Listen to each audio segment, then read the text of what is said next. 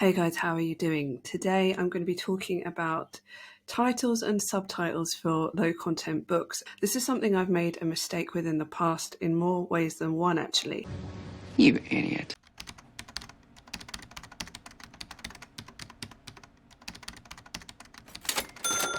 So you want to have your best keyword ideally in your title and some of your other best keywords in your subtitle. But you still want it to look natural. So that's another issue that I'm going to talk about in a minute. If you get this wrong and you actually put a title in that no one is going to be searching for, then you're not going to rank for the niche that you're targeting. You're not going to rank for the keyword you're targeting in most cases. You will fail. So we always want to have a well-defined niche for our books, and we want to target keywords that people are actually searching for on Amazon. If you have some kind of other vague title, then people might just scroll past that anyway. We don't want to be vague about anything. If I type something in like self-care, immediately all these other things come up. Now, I've got the AMZ suggestion expander, which is here, and you can download that for free on Chrome. And I highly recommend you do. It's the main one that I use. So you just put self-care and it will come up with all different types of things. New mum self-care, blah, blah, blah, blah. Okay, these are all things that people are actually searching for on Amazon, and they're potential keywords that we might want to use when we are going into a particular niche. So as well as our titles is where we want to fill in our subtitles without being spammy, ideally having an extra keyword or two in there as well. But when you add too many words in your subtitles, it just looks unprofessional. I know sometimes I've made the mistake, for example, even repeating the same word from my title in my subtitle, and that's been flagged on Amazon. Because I did used to cram more in than I do now. So I've done this myself, okay? I've been flagged up on Amazon when I've been editing books from the past.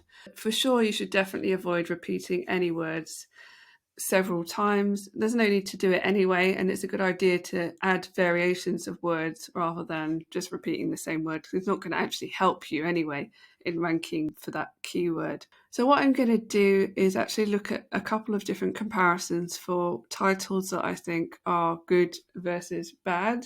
I could definitely put myself on the list of bad titles in the past because I was just kind of following what other people were doing at the time and how they were formatting their titles. And a lot of people did have more spammy titles in those days.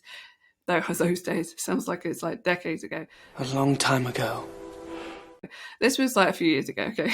In the olden days of 2019, people still did kind of do a bit more spammy titles. I also crammed too many words in. I did use the dimensions, things like that. So first of all, I'm just looking at this book, which is Self-Care Journal, I Like Gymnastics, and maybe like three people.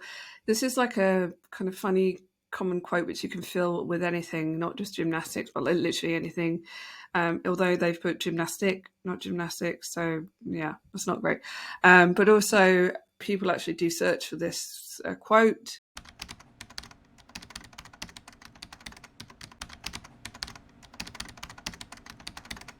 They've then filled in the rest of it with just too many things, gratitude prompts, self-care journal for women, mums, teens, young adults, practicing mindfulness workbook. Look, I've seen worse than this for sure, but this is too much, right? That's not the only issue here, because this doesn't actually seem to explain what this book is. If we look inside and scroll down, what it actually has is some kind of it looks like writing prompts. So it says your main character has always believed in magic when no one around him does. Okay. And then the next one is a girl's best friend goes missing. I mean, these look like writing prompts. So I have no idea how this is a gratitude prompt, self-care journal. I mean, obviously you can only see the first few pages, but those first few pages are definitely writing prompts. So I don't know if this person has got the wrong interior in this book or what's going on here. Their author name has also got a keyword in it with a gymnastic, again, young adult gifts. You shouldn't have a keyword in your author name. It is against Amazon's terms. From what we can see in the actual inside, it's not what it appears to be, and it seems to be a writing prompt book.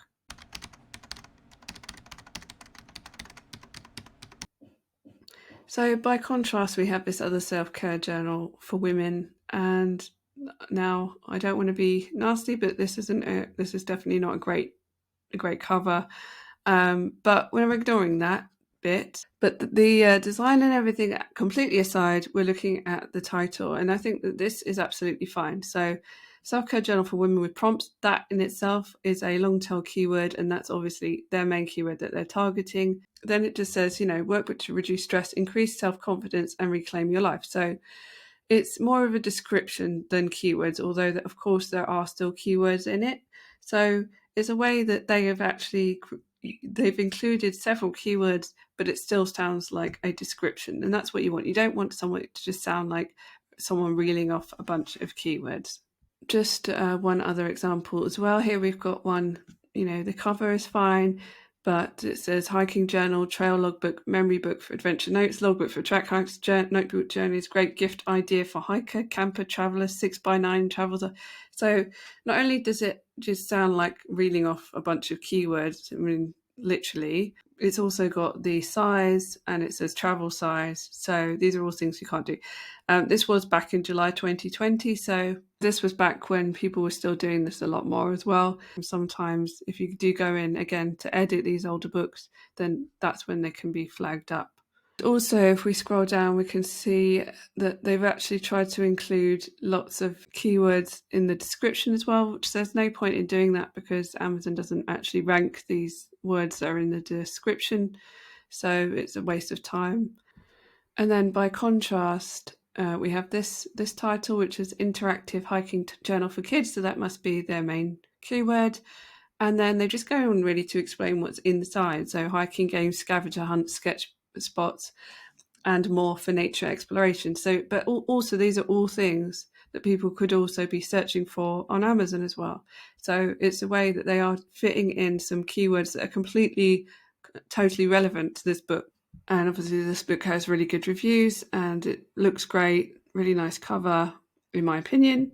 But this is the kind of title that I would recommend doing, is just the main keyword there, and then you can fit in some additional keywords which sound like a description, and that just looks professional. It just looks so much nicer to something like this. But it's not all about the title. At the end of the day, you could have the best, well thought out, well formatted, amazing title that adheres to all of the rules and is a great keyword and all the rest of it, and it won't matter at all if your book just looks really bad, or if it doesn't live up to customer expectations. Just to clarify again, do make sure that you have your number one main keyword ideally in the title and some additional keywords in the subtitle without sounding spammy. So ideally it wants to sound a bit like a description, describing what's in the book while still managing to have keywords there.